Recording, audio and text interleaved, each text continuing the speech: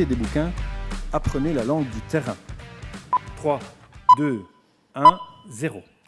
Vous vous souvenez de ces phrases toutes faites qu'on devait étudier par cœur dans les cours de langue ? My tailor is rich. Ça parle à certains. Mais qui les a vraiment réutilisées à l'étranger ? C'est vrai, si on ne peut pas les réutiliser, à quoi ça sert de les étudier ? Un autre exemple. Est-ce que tu me laisses un bic un moment, s'il te plaît ? Bon, vous me comprenez, non ? Tout est bon au niveau de la grammaire, du vocabulaire, de la prononciation. Et pourtant, il y a quelque chose dans cette phrase qui vous laisse deviner que le français n'est peut-être pas ma langue maternelle. En fait, ça ne relève plus de la maîtrise de la langue, mais de la pragmatique, l'usage des mots dans leur contexte. Et c'est ça qui m'intéresse. Dans ma thèse, j'étudie le langage d'étudiants francophones en espagnol et je le compare à celui d'étudiants espagnols.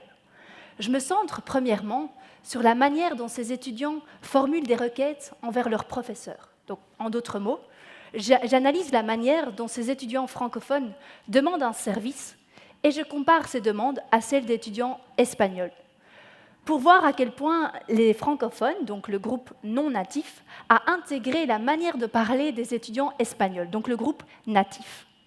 Bon, pour rendre mon sujet un peu plus concret, imaginez la situation suivante. Vous avez fait la fête toute la nuit, mais vous aviez un travail à rendre. Alors le lendemain, tout bourré, tout penaud, vous allez voir le professeur pour lui demander un petit délai supplémentaire. Est-ce que vous allez le faire de manière directe ? S'il vous plaît, donnez-moi quelques jours en plus. Ou est-ce que vous allez plutôt tourner autour du pot ? J'ai un peu de mal à terminer le travail, mais je suis presque au bout. J'imagine que vous allez le vouvoyer. Mais sachez qu'en Espagne, les étudiants tutoient beaucoup plus facilement les professeurs sans pour autant manquer de respect. Oye, Juan, dis, tu me donnes quelques jours en plus, s'il te plaît ? Oui, on dit souvent que les Espagnols sont directs, qu'ils tutoient tout le monde, et c'est parfois vu comme un manque de respect.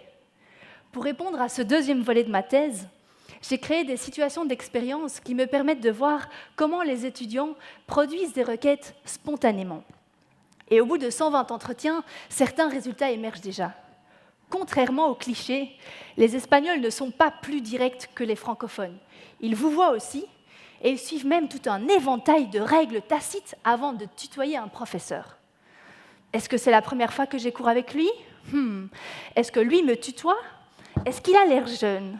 Sachez qu'à partir de 45 ans, les étudiants se posent vraiment la question. Et en fait, avec les résultats obtenus, je souhaite améliorer l'enseignement et l'apprentissage des langues en général et de l'espagnol en particulier, et ainsi réduire les clichés culturels liés à l'Espagne. Comme ça, ce que les francophones produisent en espagnol se rapprocherait davantage de ce que les Espagnols disent vraiment. Ce serait beau, non ? Que tous les non-natifs parlent comme des natifs.